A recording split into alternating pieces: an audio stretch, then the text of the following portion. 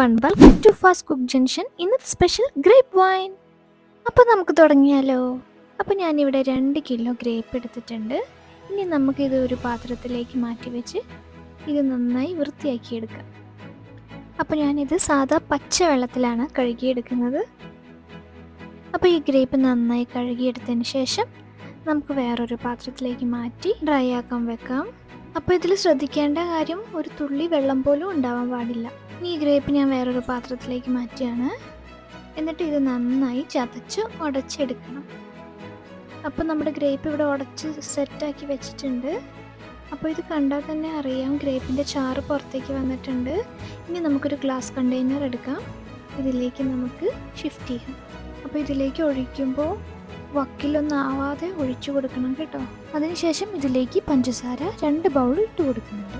എന്നിട്ടൊന്ന് നന്നായി മിക്സ് ആക്കിക്കോളൂ. എന്നിട്ട് ഞാൻ ബട്ടർ പേപ്പർ വെച്ചിട്ട് ഈ ജാറ് നന്നായി മൂടി ടൈറ്റ് ചെയ്ത് വെച്ചിട്ടുണ്ട്. ഇനി എടുത്ത് വെക്കാം. അപ്പോൾ നമ്മുടെ ജാറ് 4 ദിവസം കഴിഞ്ഞ് തുറക്കുകയാണ്. അപ്പോൾ ഒരു പാത്രം എടുത്തു, അതിലേക്ക് തുണിയോ അല്ലെങ്കിൽ ഇങ്ങനത്തെ തുണി പോലത്തെ അരിപ്പയോ വെച്ച് കൊടുക്കുക. അപ്പോൾ ഇതിലേക്ക് പയ്യെ ഇട്ട് കൊടുക്കുക. ജ്യൂസ് തരിയില്ലാതെ കിട്ടാൻ വേണ്ടിയിട്ടാണ് ഇങ്ങനെ ചെയ്യുന്നത്.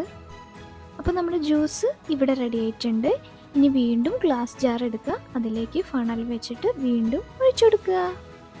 അപ്പോൾ നമുക്ക് ഈ ജ്യൂസ് ഒഴിച്ചതിന് ശേഷം ഈ ഗ്ലാസ് ജാറ് ഒരു ബട്ടർ പേപ്പറോ അല്ലെങ്കിൽ തുണിയോ വെച്ചിട്ട് മൂടി നന്നായിട്ട് എയർ കയറാത്ത വണ്ണം അടച്ചു വെക്കണം. ഇനി നമുക്ക് എടുത്തു വെച്ചാലോ? അപ്പോൾ നമ്മുടെ 5 ദിവസം ഇവിടെ കഴിഞ്ഞ് വീണ്ടും മൂടി ഒന്ന് തുറന്ന് നോക്കുവാണ്. അപ്പോൾ ഇതിൻ്റെ അകത്തൊരു ജെല്ലി പോലെ ഒരു പാട കെട്ടിയിട്ടുണ്ട്. ഇത് നമുക്ക് എടുത്ത് മാറ്റാം. നല്ല സ്ട്രോങ് പാടയാണ്, ഇത് കീറിയൊന്നും പോകുന്നില്ല.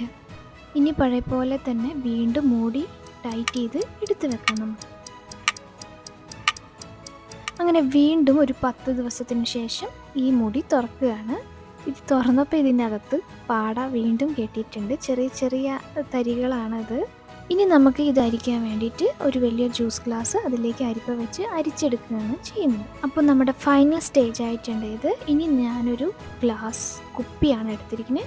അതിലേക്ക് ഫണൽ വെച്ചിട്ട് വീണ്ടും ഷിഫ്റ്റ് ചെയ്യാണ് ഈ ജ്യൂസ് മൊത്തത്തിൽ.